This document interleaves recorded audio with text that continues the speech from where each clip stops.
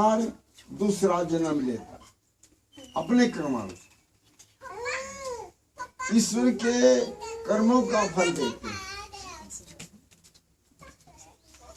हाँ, आपको माताओं का शरीर दिया, ये शरीर आपके कर्मों से मिला। हमको मनुष्य का शरीर मिला कर्मानुसार। पशु पक्षी कीट पतंग को इसलिए बनाया, उनका वो फल भोग ले अपने। हमें सदा ये सोचे कि ईश्वर की कृपा से हमको अगला जन्म भी मनुष्य का मिले। ऐसे अच्छे कामों को करो और बुरे कामों को नहीं। अच्छे कर्मों के करने से जो है, ईश्वर का ध्यान करने से हमको मनुष्य जन्म मिलेगा और इसको सदा करते रहे। देखो संसार के लोग हैं जितने, कितने देश हैं और कितने मनुष्य हैं, ये मार्ग ईश्वर प्राप्ति का सच्चा मार्ग इसी परंपरा, वेद की परंपरा में मिलता है। दूसरों को ये मार्ग नहीं मिलता। ऐसे जान करते हैं और अपने बालक बालिकाओं को जप करना सिखाओ, ध्यान करना सिखाओ और उनको अपने साथ रखते हुए उनको ओम का जप सिखाना और अच्छी बात सिखाओ। बालक छोटा बच्चा माता की बात मानता और सीख जाता है। उनको अच्छा सुनाओगे तो अच्छे बन जाएंगे, यदि कुसंग में जाएंगे तो खराब हो जाएंगे। इसलिए अब हमें उनके धनजी भाई के गुणों को, उनके शुभ कार्यों को देखें और हम भी अच्छे कार्य को करते रहें, ये हम स्वयं जान करके और सावधानी से अच्छे कामों को करो, करवाओ, वैदिक मार्ग पर चलो, औरों को चलाओ। ईश्वर आपको सहायता देगा, ईश्वर आपको ज्ञान देगा। यदि आपका अभ्यास न हो तो अभ्यास कर लो। इसी शरीर में जब हम ईश्वर की भक्ति करते हैं, उपासना करते हैं और ईश्वर को सबसे प्रिय समझते हैं, तब ईश्वर हमको बालक को जैसे माता अपनी गोद में लेके दूध पिलाती है, ईश्वर हमको अपने संग में ले लेता है और अपना साक्षात्कार करवाता है और हमारी समाधि लगवाता है। समाधि अवस्था में ईश्वर का साक्षात्कार होता है और हमने यदि ऐसे कर्म किए या करते हैं तो हमको ईश्वर संभालने की तैयार खड़ा। आप सब आपको हमको ईश्वर चाहता है ये मुझे जाने, मुझे प्राप्त करें। ईश्वर की इच्छा ये है, सबको ये चाहता है। यदि हमें भूल जाते हैं ईश्वर को, उसकी उपासना भक्ति नहीं करते तो फिर हमको ईश्वर का साक्षात्कार नहीं होता। इसलिए आपको ये बातें बताई। आप जो है हम धनजी भाई का धन्यवाद करते हैं जिसने इतना जो है उपकार का कार्य किया। विद्यालय चलाने उससे कितने विद्वान निकले। ओ सभी बालकों को धीरे धीरे जैसे जैसे वो जान सकते हैं सिखाते रहो। ये आपका अपना कर्तव्य। अब विराम। सबको सादर नमस्ते। ईश्वर आपका कल्याण करे। ईश्वर आपके ऊपर कृपा करे, ऐसे आचरण बनाओ।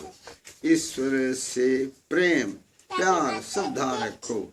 ईश्वर की आज्ञा का पालन परोपकार करना करते रहो।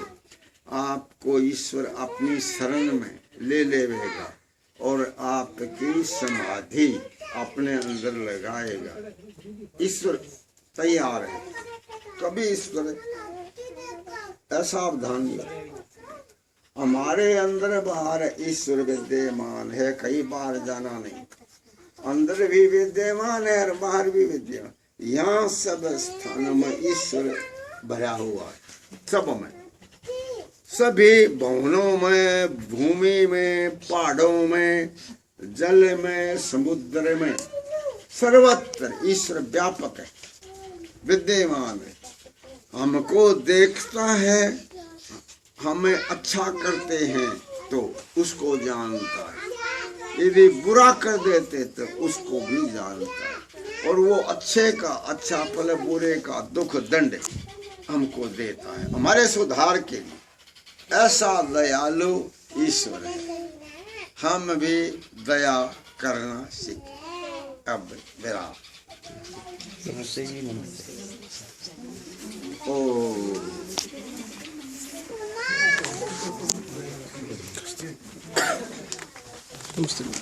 नमस्ते जी। ओ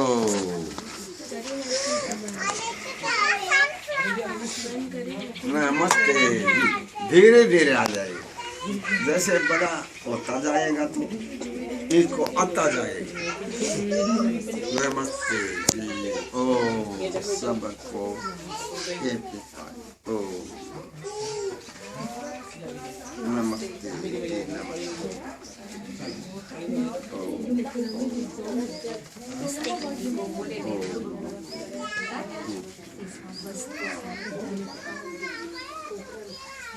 ओ नमस्ते जी। ओ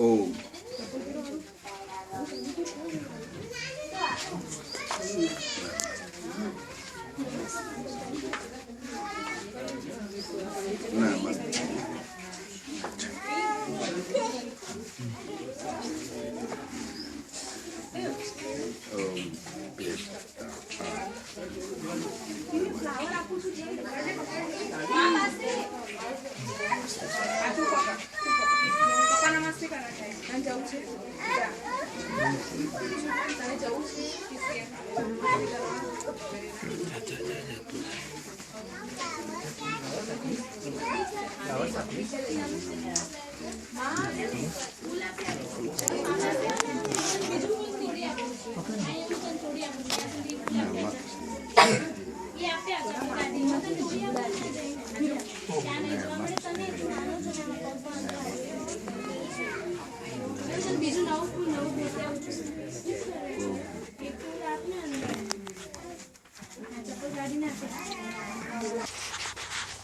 યશ ચોપરાની જેમ નીચલા એંગલમાંથી લે ને આમ આમ ગ્રીનરી જોડે ગરમ શેક આવ્યો આગળ ઉપર આ જો ને ઉપર લાકડું એ જો ધજી જો ધુમાડા દેખાય જોતો એ એક આવ્યો ઘી છે ભાઈ અંદર ઘી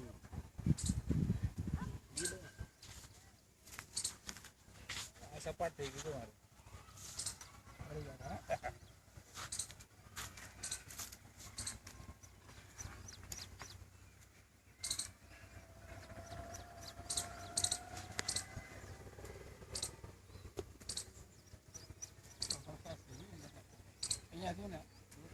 बाल टाक रहे स्पेशल था वो तो रेगुलर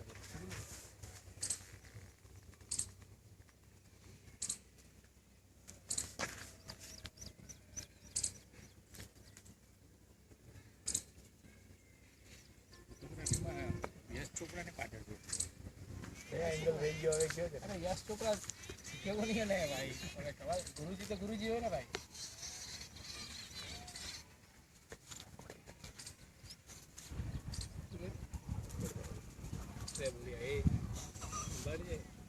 तू याद आवड़ा કે લજો મારો વિડિયો આવી જાય લોચો પડી જાય તો બોલિયા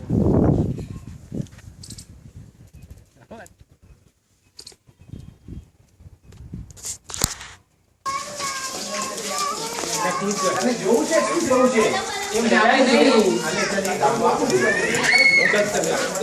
ડરવાનું નહીં આમ કરવાનું નહીં એમાં શું ડરવાનું અરે તું કેમ તકલીફ કેમ ડરે મને શું લાગે આજે કેવું ખાઈ લે આને દે લે આ જોઈ જીપ મારે જીપ કર આ જીપ કર ડરવાનું શું છે ડરવાનું નહીં કે આપણે મારે નહીં તું મારે નહીં જો બીજો મોમો ગાઈ નામ વાળી કરી છે ને વાળી કરો મારવાનો દૂર છે આત્મા પીટી દે આપ જો પડી જો ને જો બેટા આપણે વાળી કરો બતાવો મને ન્યા એમ કેમ કરે છે તું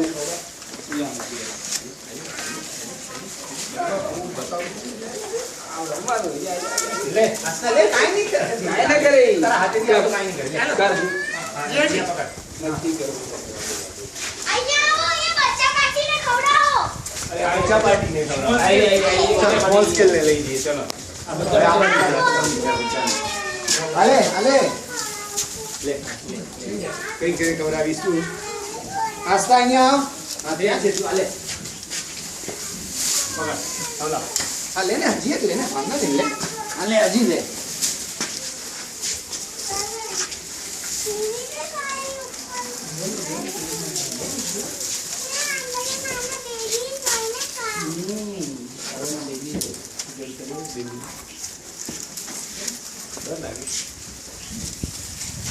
ले तू देख डरना लगे तू पकड़ के आम पकड़ चल आम पकड़ आम पकड़ तंतु से आम पकड़ यहाँ पकड़ चल आप कहीं ना करो खबर છે મને आवाज दे के बोला बोला जो देखी बात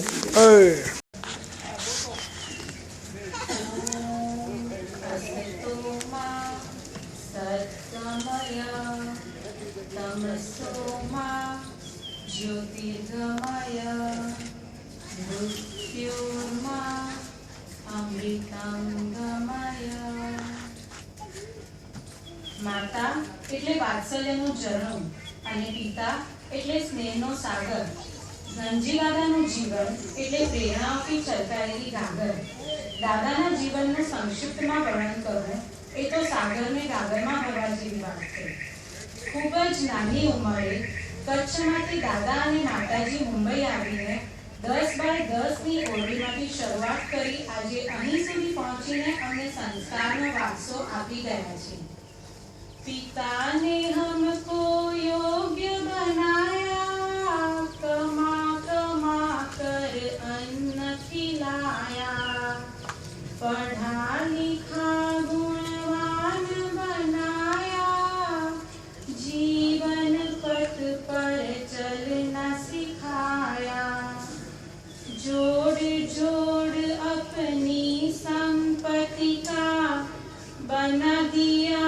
हकदार हम पर किया बड़ा उपकार हम पर किया बड़ा उपकार કારની ગરીબીમાં દાદાએ ચારેય દીકરાઓનું ભણતર ઘડતર અને દીકરાઓને સંસ્કારનો વારસો આપીને જતન કર્યું દુર્ગામાળા શિવગણ બાપા વેરાણી પાસેથી આર્ય સમાજના વિચાર પ્રાપ્ત કરીને દાદાએ ઘાટકોપરમાં આર્ય સમાજની સ્થાપના કરી આર્ય સમાજના પ્રથમ પ્રમુખ તરીકે સેવા આપી લગભગ 45 કે 47 વર્ષની ઉંમરે દાદાએ મુંબઈના કામકાજની સોંપણી દીકરાઓને કરી અને ગુજરાતમાં રોજડની ધરતી પર આર્યવન વિકાસ કામ ટ્રસ્ટની સ્થાપના કરી અને સ્થાપક પ્રમુખ તરીકે સેવા આપી ગાયોના પ્રેમી હોવાને લીધે દાદાએ સૌપ્રથમ મગોડીલાટ અને ત્યારબાદ આર્યવનમાં ગૌશાળા બનાવી ગાયોની સેવા કરી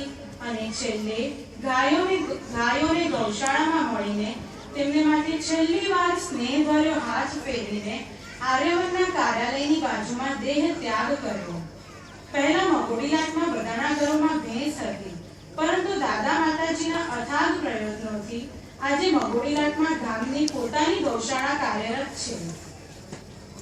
દાદા હંમેશા સાદું અને સરળ જીવન જીવ્યા છે. તેઓ બીજાની ઉન્નતિમાં જ પોતાની ઉન્નતિ સમજતા. આર્ય સમાજના 10 નિયમોને દાદાએ પોતાના જીવનમાં ઉતારીને સાર્થક કર્યા છે. वेद का पढ़ना पढ़ाना और सुनना सुनाना सब आर्यों का परम धर्म है. आर्यवन की स्थापना बाद स्वामी सत्यपति जी ना संपर्क में आवता दर्शन योग महाविद्यालय की स्थापना करेली. तेमांथी 50 જેટલા વિદ્યાર્થીઓ વેદ દર્શન ભણીને વિદ્વાન બન્યા અને સેંકડો વિદ્યાર્થીઓએ વૈદિક જ્ઞાન મેળવ્યું. અને આજે તે બ્રહ્મચારીઓ देश विदेश में वैदिक ज्ञान नो प्रचार करे छे अने आर्यवन नो नाम रोशन करे छे.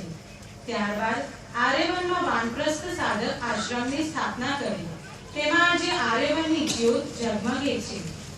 घणा वर्षोथी दादानी इच्छा हती के आर्यवन में एक विद्यालय नुं निर्माण करी. छेल्ला 3 वर्षथी विद्यालयनी शरूआत थई छे अने 300 विद्यार्थीओ आ शाळामां भणी रह्या छे. मां की गोद में आंख खोली जग देखा बाप के कंधे चढ़ के. माँ की गोद में आंख खोली जग देखा बाप के कंधे चढ़ के. सेवा बड़ी होगी ना कोई इन दोनों की सेवा से बढ़ के.